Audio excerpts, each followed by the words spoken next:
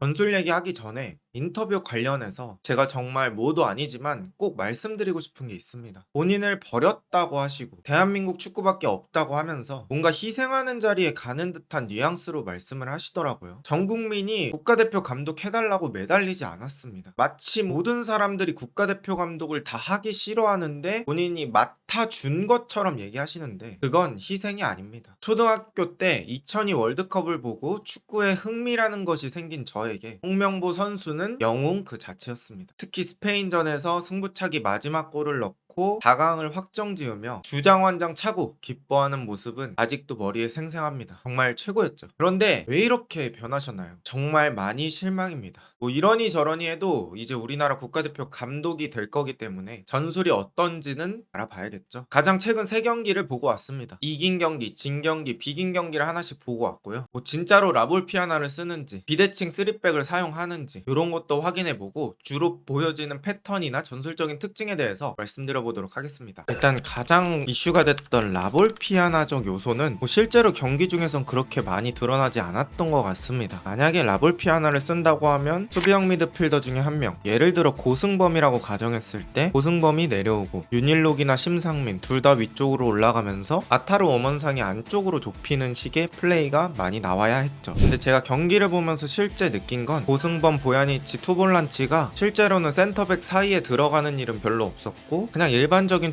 투볼란치처럼 한 명씩 교대로 내려가면서 볼을 받으러 갈 때는 있었습니다. 그리고 양쪽 풀백을 전부 올린다기보다는 오른쪽 풀백인 윤일록은 되게 공격적으로 쓰고 왼쪽 풀백 심상민은 약간 뒤를 받쳐주는 느낌으로 플레이했죠. 윤일록이 아무래도 윙어 출신이고 이번에 포지션 변경을 했기 때문에 윤일록의 공격적 재능을 사용하려고 한 게 아닌가 싶었습니다. 그래서 실제로 오른쪽에서 조금 부분 전술이 많이 나왔는데요. 윤일록이 공을 잡고 사이드로 벌려 있을 때 오른쪽 위거 엄원상이 비어있는 하프 스페이스 쪽으로 뛰어가고 윤일록이 거기에 패스를 넣어줍니다. 그리고 한쪽에 중심을 두고 순간적인 수적 우위를 이용할 때도 있었습니다. 지금 보시면 고승범 그리고 보야니치 두 명의 수비형 미드필더가 오른쪽으로 쏠려있죠. 그리고 이렇게 3명이 3자 패스를 돌리면서 순간적으로 3대2 수적 우위를 활용합니다. 근데 이게 뭐 의도한 상황이라기보다는 경기 중에 그냥 자연스럽게 나왔던 상황인 것 같습니다. 그리고 바로 이 공을 또 3자 패스로 돌려내면서 순간적인 3대2가 또 만들어집니다. 그래서 뭐 여기서 한 단계 더 나가면 유럽의 좋은 팀들은 이렇게 한쪽에 과부하가 되면 여기서 반대전 한번 나가면서 반대쪽 공격수에게 1대1 기회를 제공합니다. 근데 뭐 울산은 그런 모습까지 는 없었고 좁은 공간에서 공을 좀 잘 돌린다 이런 느낌은 있었습니다. 만약에 이런 장면들을 국가대표에 적용했을 때 우리가 국가대표에서 한쪽에서 좁은 공간에서 이렇게 공을 돌릴 수만 있다면 의도적으로 반대쪽에 손흥민이나 황희찬을 두고 반대전환 패스를 많이 열어줘서 1대1 돌파를 만들어보는 장면도 상상해볼 수 있을 것 같습니다. 그리고 2명의 수비형 미드필더가 한쪽으로 쏠려서 빌드업을 도와줬기 때문에 순간적으로 수적 우위가 생긴다는 이점도 있지만 반대쪽 수비가 약해진다는 단점도 있었겠죠. 이런 것들을 어떻게 리스크 조절을 할지도 중요합니다. 그리고 제가 느낀 홍명보 축구의 두 번째 특징은 인앤아웃이 되게 많았습니다. 선수가 들어갔다 나온다 이런 느낌은 아니고 공이 밀집 지역으로 들어갔다 나오는 장면들이 되게 많았어요. 그래서 뭐 주민규, 강용구, 엄원상 그러니까 공격형 미드필더나 윙어들이 한 번씩 공을 받아주고 다시 뒤로 리턴 내주고 그러면서 공간을 만들어보는 플레이를 했습니다. 실제 경기를 보면 주민규가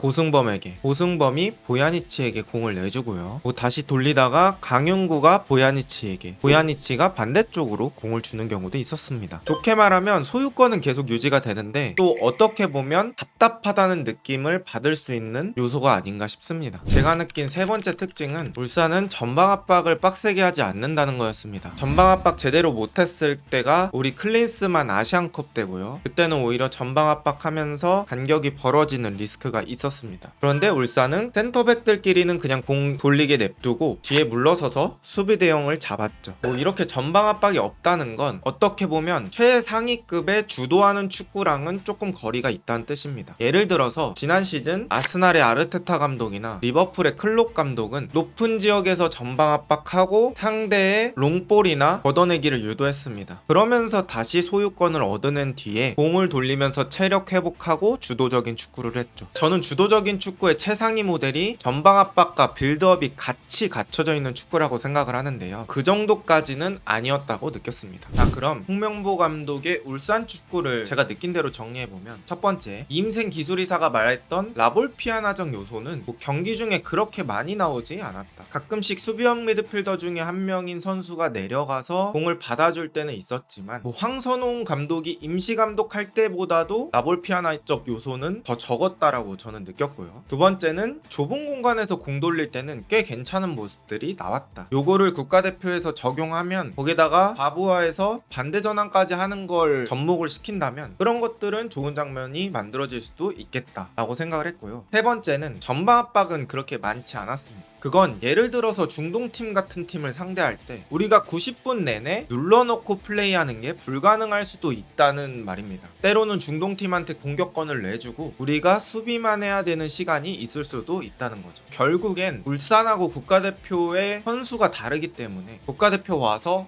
또 전술의 변화가 있을 수도 있겠습니다. 하지만 제가 느끼기에는 조금 답답할 수 있는 요소들도 곳곳에 있다는 거, 그리고 어떤 것들은 발전시키면 좋은 모습이 나올 수도 있다는 거, 이렇게 느꼈고요. 이런 요소들이 국가대표 와서 어떻게 변하는지 혹은 어떻게 적용되는지를 봐야 할 것 같습니다. 제 생각엔 한 두세 경기 정도 하면 대략적인 윤곽이 나올 것 같고요. 그때 또 경기가 있으면 그것도 분석해서 한번 말씀드려 보도록 하겠습니다. 이번 영상은 여기까지입니다. 좋은 하루 되세요.